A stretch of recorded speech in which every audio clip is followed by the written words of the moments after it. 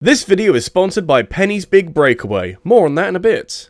Hey YouTube, have you ever put lipstick on a pig before? I'm not allowed to do that anymore. I made a few farmers very mad and now I can't eat bacon without summoning up suppressed memories. This is relevant for today's video though, because today I want to look at a list of terrible video games that are so unbelievably irredeemable that quite literally the only good part to them is their graphics. Discussion surrounding graphics tends to be only negative these days, since every new release seems to come with a horde of dissenting opinions about its graphical quality, so I thought it'd be fun to do the opposite and praise something for having some nice graphics. And literally nothing else. And you know, given where the tone of this video is headed, we should probably take at least a little bit of time to talk about something more positive, in which case, it's lucky that this video is sponsored by Penny's Big Breakaway, a brand new 3D platformer created by the developers behind Sonic Mania that manages to marry together gorgeously colourful environments with its acrobatic style of movement. You play as Penny, who is on the run from Eddie the Emperor's army of penguins after you embarrassed Eddie at the Royal Gala, and so you must harness your immense power of your yo-yo to jump through 11 worlds full of creative levels and stay away from those pesky penguins. Penny's Big Breakaway is easy to play but difficult to master, since you can chain Penny's moves together for some chunky combos, and luckily you can choose between a basic control scheme or you can get your fingers around the twin stick controls, which gives you masterful control over Penny's yo-yo. This thing's all about momentum, and when it clicks you fly through these levels.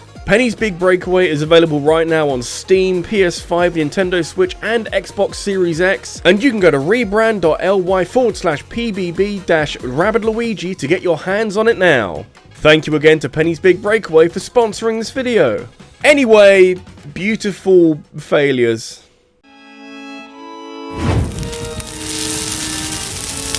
If you want your game to look amazing but have everything else be stupid and shitty, then you've got to invest an unreasonable amount of time into making your bad game look realistic. Listen, if I've learned anything about video game discourse on social media, it'll be that nothing matters in a game except for how it looks, so suddenly it makes a hell of a lot more sense why the Callisto Protocol is like a work of art, just so long as you never stop looking at it. Fucking stare at it like God intended! In case you've forgotten because you've spent too much of your life staring at and not playing a video game, the Calypso problem was meant to be a spiritual successor to the Dead Space games, but only succeeded in highlighting what worked so well with those older games, and why a spiritual successor always had its work cut out for it. My biggest issue is the second half of the game, where all of the good work that was done is spectacularly undone by a shift in game design philosophy where enemies are bullet sponges and death comes too often for me to care about anything. The first half is quite good and feels more like a horror game than the more actiony second half, but do you know what stays consistent throughout the whole runtime of the Calico Prostate? The graphics, which are working so hard to give this game the right ambience and to place itself firmly in the same conversation as Dead Space.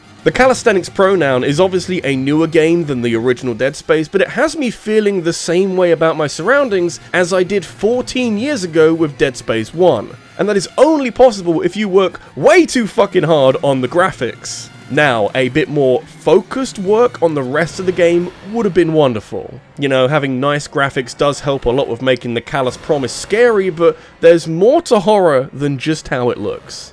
All the realistic lighting in the world can't save a sinking ship.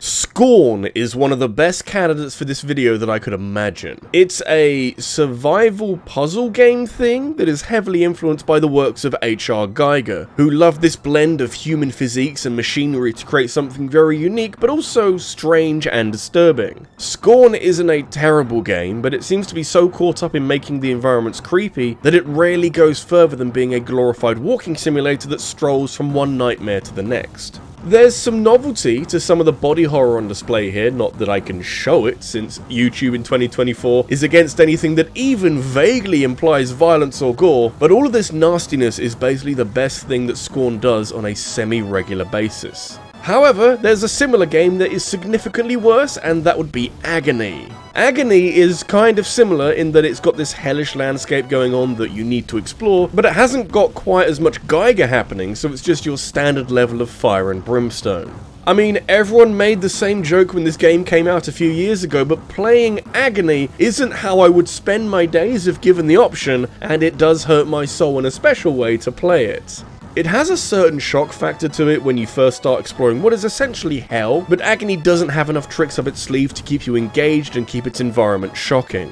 What all of this is really nicely visualized, if that makes sense. For such an abstract location, Agony does a great job at portraying both the overall oppressive atmosphere, but also the smaller details that you'd only notice if you stopped and looked around your environment. Agony is barely more than a walking simulator, which does take away a lot of the scares and horror that you might feel towards your surroundings, but it lets you explore hell at your own pace and allows you to appreciate all of this detail a bit more. I just wish that it was attached to a good game. If all of Agony was a Doom map, I think we'd be in business.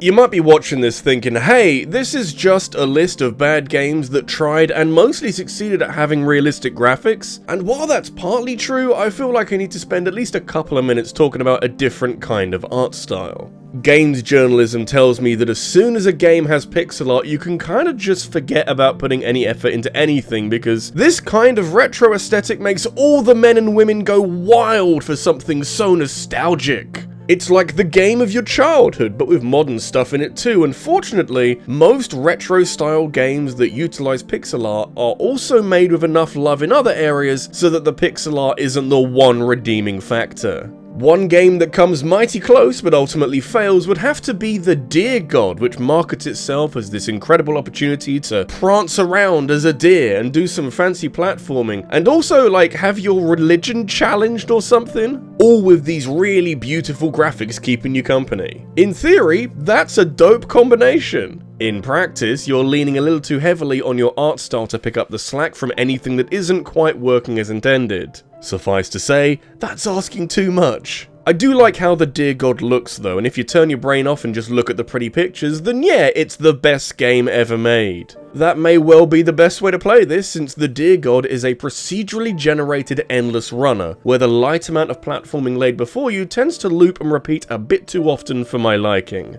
It was released on Steam in early access in 2015, and naturally it was a little glitchy and undercooked, but from what I can tell, very little has changed in the last 9 years. This is an obvious benefit for the graphical style, which was stunningly beautiful from the start, with this crisp pixel style working perfectly with this 3D parallax effect to create a sense of depth and to help let the forest environment feel really dense. Then you've got fire and these crystals creating lovely bursts of light that contrast very nicely to some of the flatter colors in the background. The fact that the environment generation is so shallow and repeats too quickly only hinders the graphics, because I kinda wanna see more varied biomes, you know? What kind of deer-shaped god would allow this?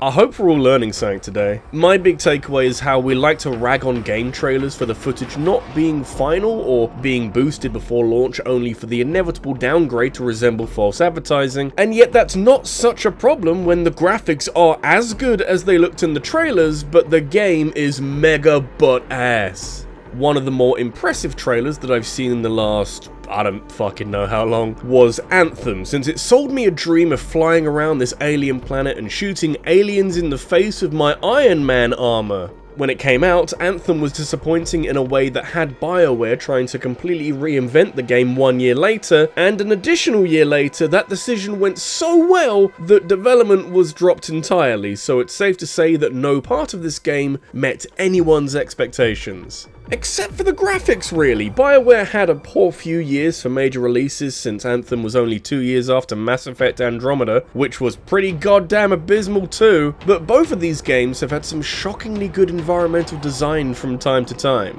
Anthem more so, since you've got the tools to explore it, but you can tell that at least the background artists were at the top of their game here. One of the best and least complicated things you can do in Anthem is to just fly around and explore the world, and it's the sort of world where it's worth cranking up the graphic settings as it flies past you at high speeds. You know, if Anthem was reworked into some kind of Superman 64 remake with all the rings, I honestly think it would have gone a lot better for BioWare than what we ended up with. You'd think if BioWare were actively working on a way to revitalize Anthem, they would have at least considered this.